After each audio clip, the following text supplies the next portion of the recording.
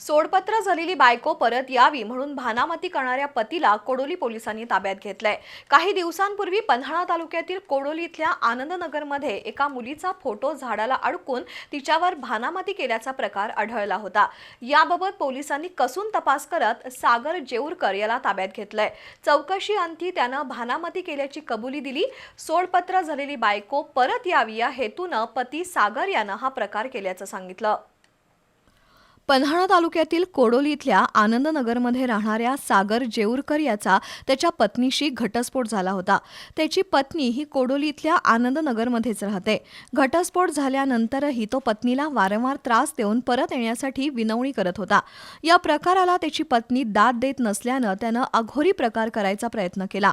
एका मांत्रिकाच्या सल्ल्यानुसार पत्नीच्या घराच्या परिसरातील एका झाडावर तिचा फोटो, काळ्या रंगाची बाहुली आणि हळदी कुंकू लावून तंत्रमंत्र करण्याचा प्रकार केला।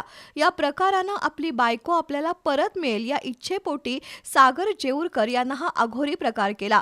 काही दिवसांपूर्वी एका झाडाला लावलेल्या मुलीचा फोटो आणि हळदी कुंकू लावलेली काळी बाहुली पोलिसांना आढळली होती। त्याबाबत संबंधित मुलीनं तक्रार केल्यानंतर कोडोली पोलिसांनी सखोल चौकशी करून तिचा घटस्फोटित नवरा सागर जेऊरकर याला ताब्यात घेतलंय।